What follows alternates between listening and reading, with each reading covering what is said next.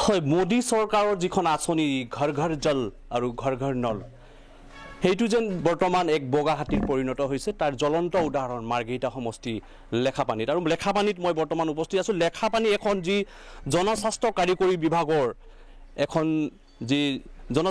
কাৰিকৰী বিভাগৰ আঁচনি নিৰ্মিত হোৱা এখন ৱাটাৰ প্ৰজেক্ট মই আপোনালোকক দেখাম, যিখন বৰ্তমান জৰাজীৰ্ণ অৱস্থাত। আৰু 2014 চনতে নিৰ্মাণ হোৱা এইখন ৱাটাৰ প্ৰজেক্ট বৰ্তমান এক পৰিতপ্ত অৱস্থাত আছে। 14 চনৰ পাছত যি ঘৰে ঘৰে নলৰ ব্যৱস্থা কৰা হৈছিল যদিও এটোপাল পানী নাপালে ইয়াৰ গাঁওবাসী তথা অঞ্চলবাসী ৰাইজে।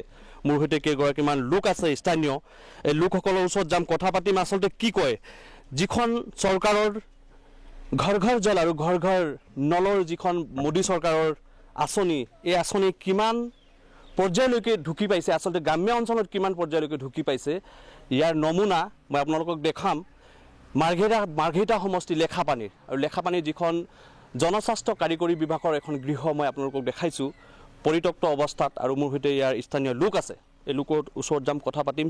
কি ক'ব, আচলতে 2014 চনতে নিৰ্মাণ হোৱাৰ কথা উত্থাপন কৰিছে ৰাইজে আৰু বৰ্তমান পৰিত্যক্ত অৱস্থাত আছে। ইয়াৰ এই জল আঁচনিটো 2000 চনতে স্থাপিত হৈছিল, হয়, কিন্তু চৰকাৰ সলনি হোৱা হেতুকে নাইবা কিবা কণ্টেক্টৰ কিবা প্ৰব্লেম হৈছিলে চাগে, আমাক ভালদৰে তাৰ বিৱৰণখিনি দিয়া নহ'ল। কিন্তু আমাৰ ইয়াত পানীৰ পাইপলাইনো ঘৰে ঘৰে গৈছিলে। তাৰপিছত কি জানো, আমি পানীৰ সমস্যাত যুঁজি থকা স্বত্তেও ইয়াত পানীৰ সুবিধাখিনি প্ৰদান কৰা নহ'ল আমাক। এতিয়া আকৌ কালি পৰহি দুজনীমান ছোৱালীয়ে যাই কিনে ছাৰ্ভে কৰিছে, কি জল যোজনা নে কিহৰ আঁচনিত বুলি ক'লে আমাৰ পৰা চাইন টাইন লৈ গৈছে ইয়াৰ লেখাপানীবাসী ৰাইজৰ।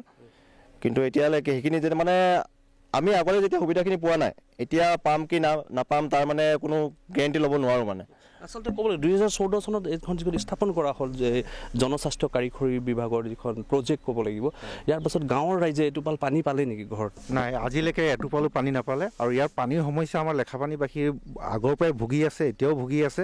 ইয়াৰ পানীৰ লেয়াৰটো মই জনাত ইয়াত পানীৰ লেয়াৰটো বহুত তলত আছে। ইয়াত দমকল বা নাট খানি আজিলৈকে মানুহে ছাকচেছ হোৱা নাই।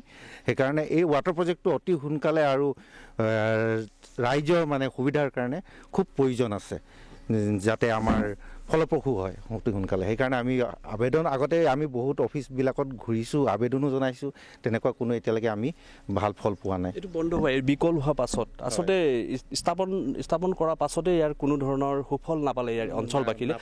তাৰ পাছত আপোনালোকে বিভাগীয় কৰ্তৃপক্ষৰ লগত নিবেদন জনাইছিলে? হয়, আৰু অফিচলৈ যোৱা হৈছে, কৈছে তেতিয়া হ'ব, কামবিলাক চলি আছে, সময়মতে হ'ব বুলি কয়, কিন্তু তাৰ পাছতো কোনো আমাৰ ইয়াত হেৰি হোৱা নাই। আৰু মহিলা কেইগৰাকীমান আছে, মহিলাৰ ওচৰত যাম, কি কয় আচলতে এখেতসকলে কিমান পানীৰ সমস্যাত কিমান ভুগি আছে এখেতসকল, সকলো কথা বুজলাম।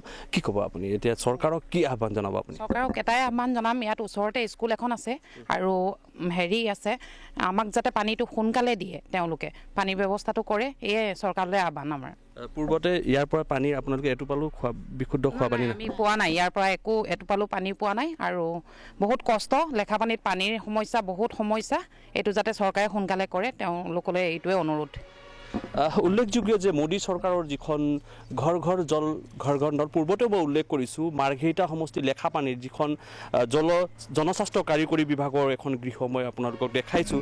এখন সম্পূৰ্ণ হৈ উঠাৰ পাছতো কিন্তু ইয়াৰ পৰা পানীৰ ব্যৱস্থা কৰা নহ'ল। ইয়াৰ অঞ্চলবাসীয়ে কিন্তু এইখন গৃহৰ পৰা, এইখন যিখন আঁচনি, এই আঁচনিৰ পৰা কিন্তু এই অঞ্চলবাসী লেখাপানীবাসী ৰাইজে কিন্তু পানীৰ ব্যৱস্থা, এটোপাল বিশুদ্ধ খোৱা পানীও নাপালে।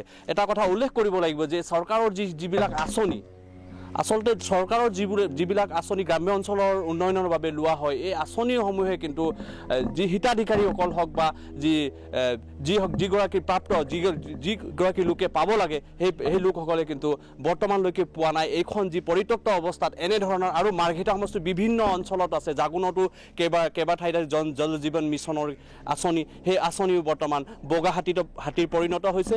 আমাৰ এই বাতৰি পৰিৱেশনৰ পাছত বিভাগীয় কৰ্তৃপক্ষ হওক বা জনস্বাস্থ্য কাৰিকৰী বিভাগ হওক, এই জনস্বাস্থ্য কাৰিকৰী বিভাগে এই আঁচনিটো খুব সফলভাৱে ৰূপায়ণ কৰিবৰ বাবে কি ব্যৱস্থা গ্ৰহণ কৰে, সেয়া লক্ষণীয় হৈ ৰ'ব।